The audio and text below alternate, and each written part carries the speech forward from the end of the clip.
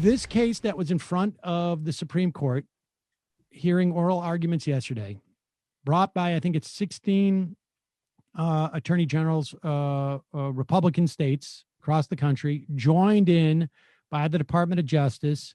So the federal government is actually arguing against a federal law in this instance. What had happened, as you know, the Republicans were able to vote down the tax penalty for the individual mandate. In retrospect, it turns out the individual mandate, not that important. People want to have health insurance. And even if it's, more expensive than they want it to be, they will sign up for health insurance because most people are not idiots.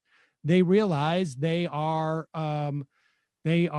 potentially can get sick.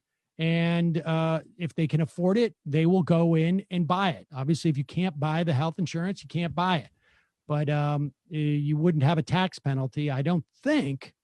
I'm not sure about that. But I mean, if you're eligible for subsidies, then you're eligible for subsidies. But if you're not eligible for subsidies at that point, then you would get dinged with the tax penalty. But nevertheless, the mandate was rolled back. It didn't sink the insurance like people thought it might, because you need to have an extended risk pool.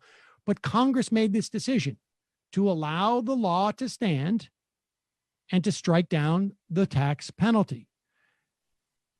These attorney generals were bringing the case to the Supreme Court, arguing that if an unfunded tax is unconstitutional, and if that element of the bill is unconstitutional or just inoperative, then the whole bill, the whole policy, the whole program should be deemed to be equally unconstitutional, though, because their argument is it's not severable. But of course, Congress has said it is severable. That's why we did that. And so they did it. And so here is John Roberts making that very point in the oral arguments yesterday. Dismantle the entire law, which could leave and leave the rest of the act in place. It's hard for you to argue that Congress intended the entire act to fall if the mandate were struck down, when the same Congress that lowered the penalty to zero did not even try to repeal the rest of the act.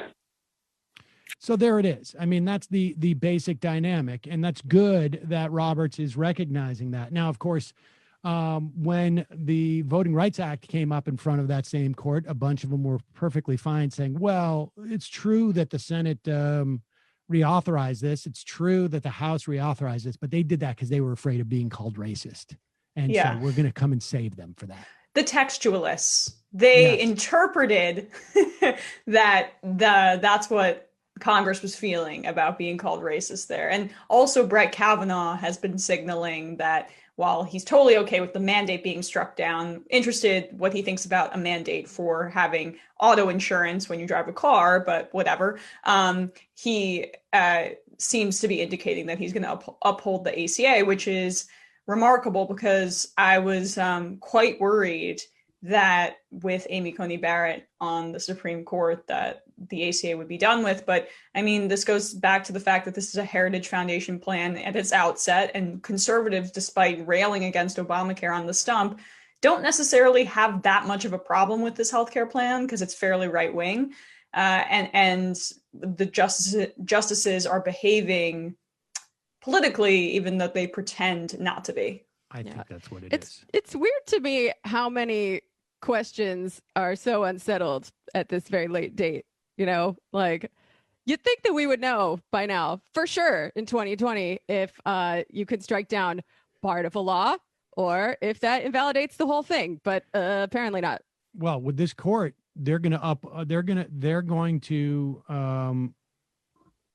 be a tremendous amount of upheaval in regards to precedents like that. And we're going to see it, more often.